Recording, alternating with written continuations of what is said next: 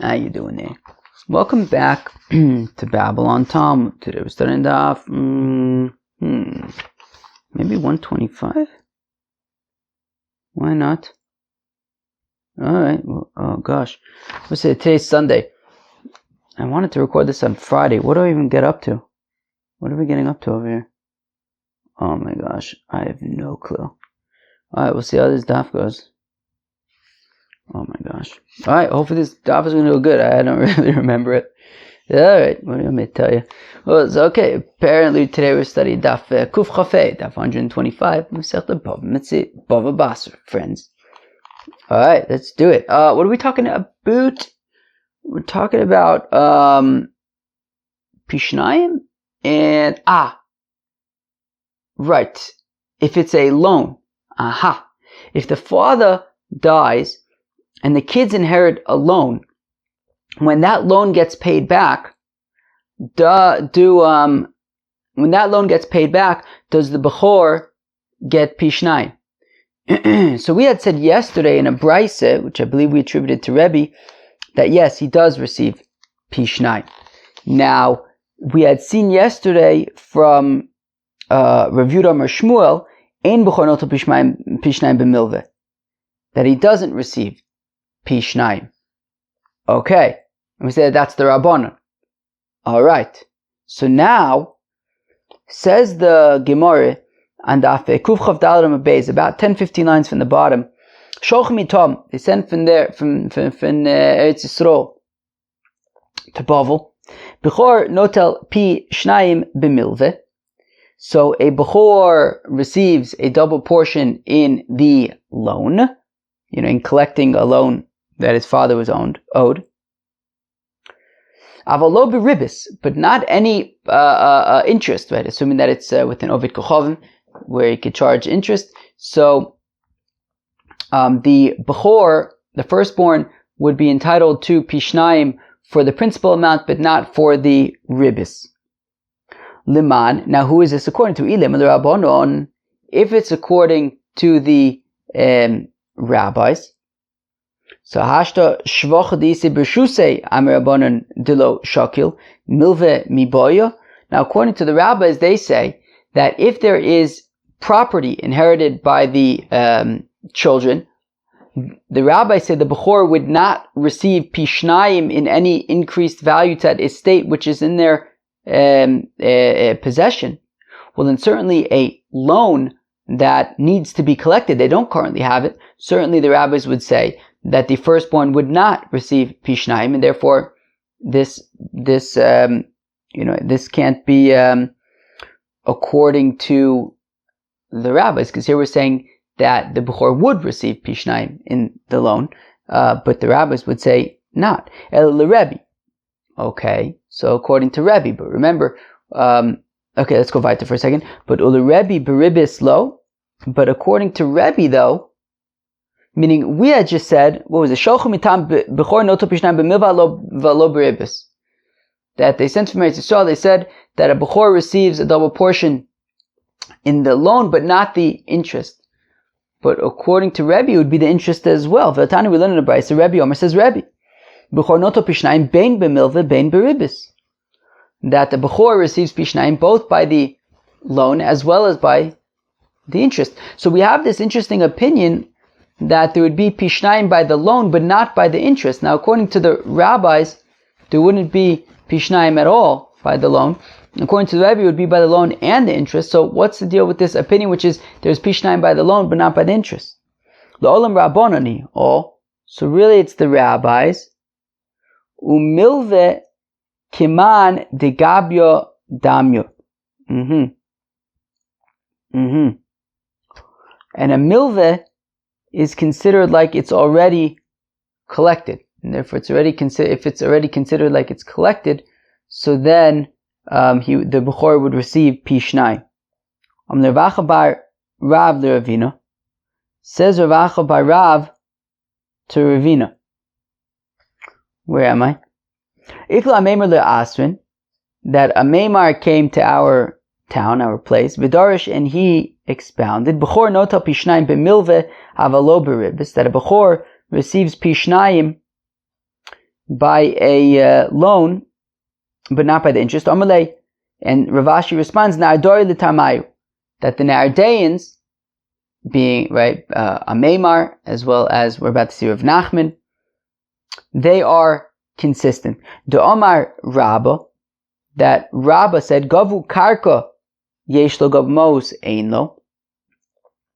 That says Rabba, if the loan was paid back with property, so then the Bechor would receive Pishnayim. But if the loan was paid back with money, the Bechor would not receive Pishnayim. Rav Nachman says, Rav Nachman, Gabu mos yesh lo, gabu karka ein lo.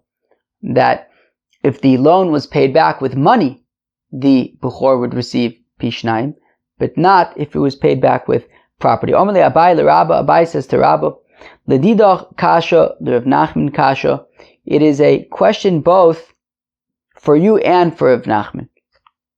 L'didach kasha. According to you, Rabba, it's a kasha. Right? Rabba had said that when the loan is paid back with property, the Bechor receives Pishnayim, but not when it's paid back with money. Ma'ishna mos delo. Why, when the loan is paid back with money, does the Bechor not receive Pishnayim? Delav hani mos shavak avun. Right? Because a milvelo tzah nitna. Right? Of course, the way that a loan works is that when the father lent the money, it's understood that that money is going to be spent, and in return, different money is going to be returned. Right? Meaning you're not going to return the same exact $100 bill that you received. You return a different $100 bill.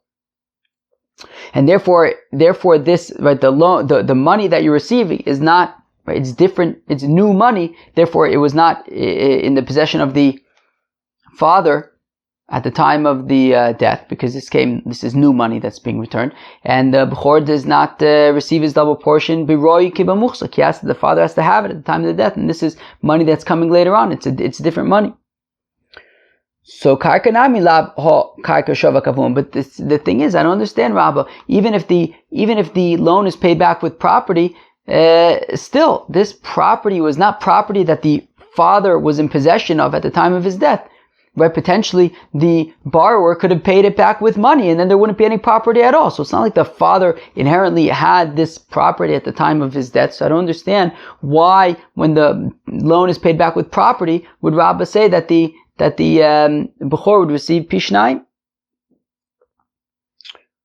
V'od, and more so, Hamaru de Omar mistaber taima de bnei Mayrava, that I understand the opinion of the bnei Mayrava, the ikodim savto v'zabno zabino zabine. Oh, this is getting up to a scenario that we're going to have in just a few minutes. A very interesting scenario. What is this scenario? If a guy says that I want that when I die, my property should not go to my daughter, it should go, because by default it'll go to his daughter. He says, I want it to go to my grandmother. And then when my grandmother dies, it'll go to my daughter after that. So if the grandmother in the interim, right, so in the interim she could sell it. And if she sells it, it's sold.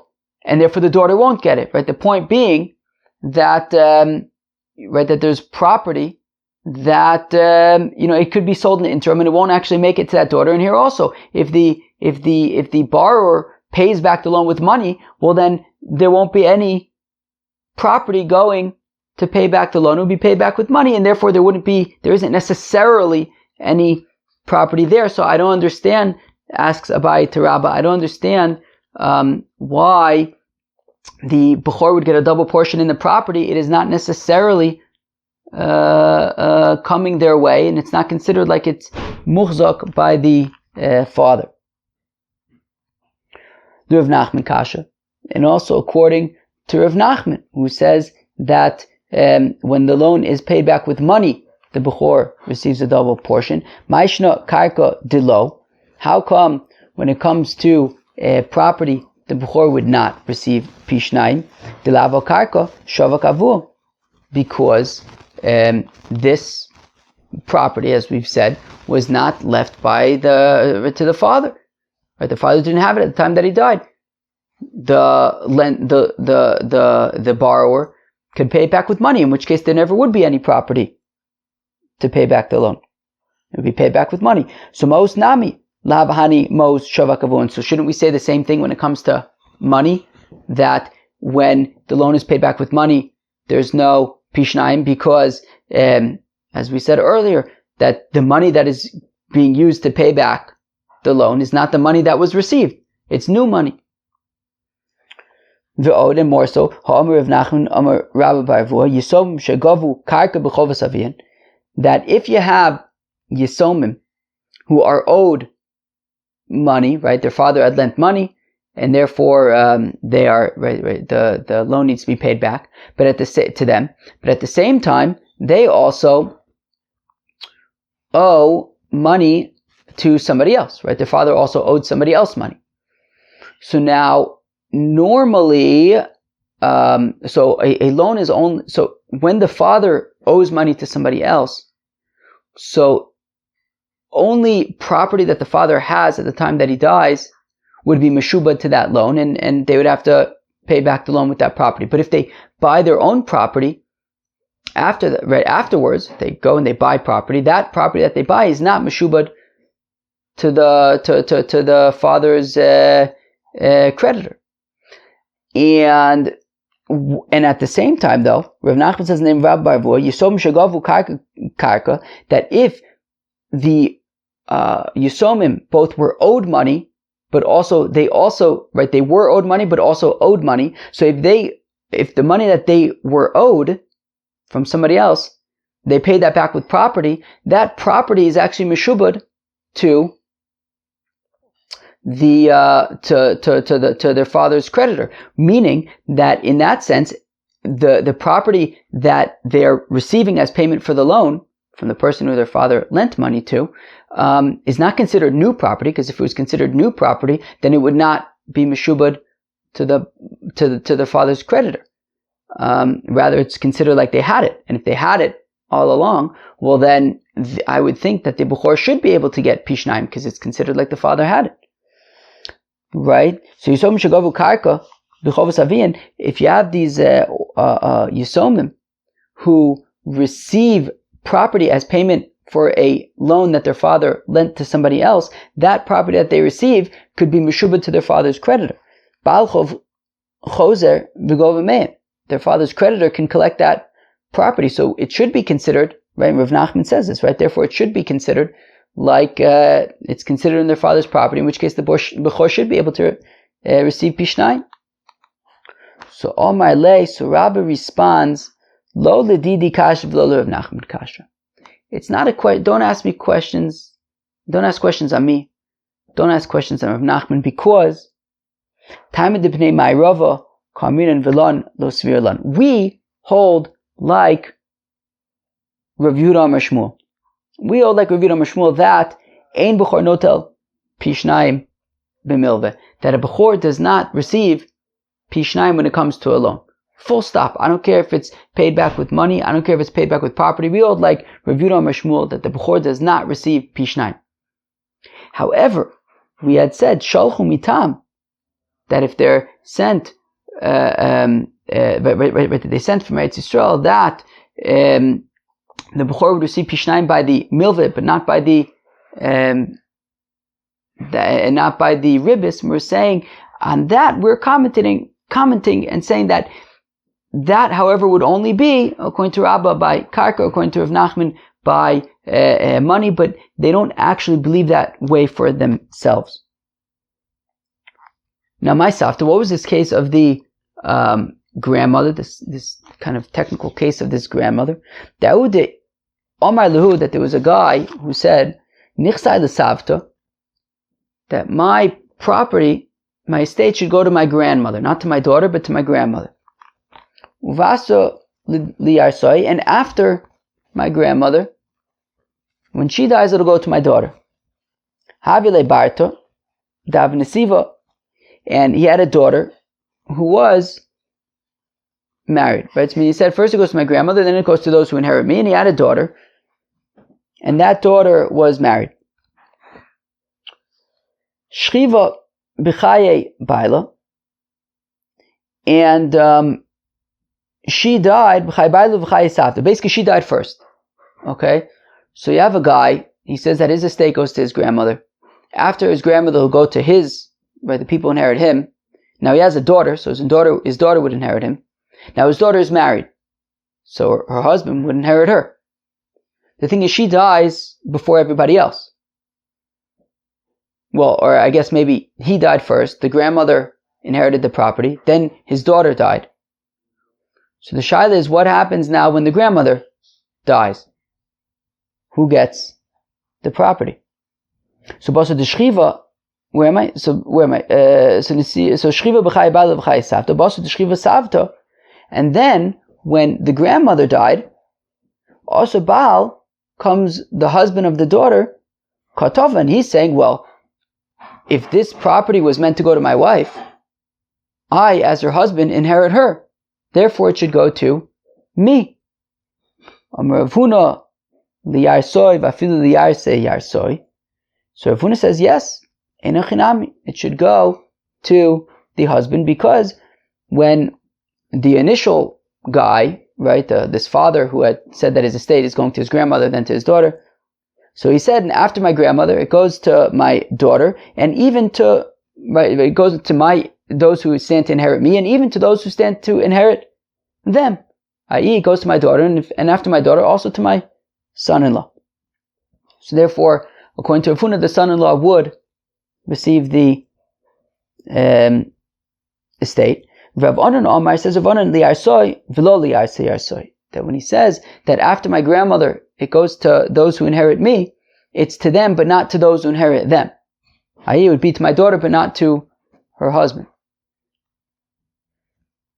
Sholchu mitam, they sent from Yisrael to Babel, Hilchasa, Kavasi to Rav Anan v'lav mitam. The halacha is like Rav Anan, that the husband would not receive the estate, but not for the reason that Rav Anan said.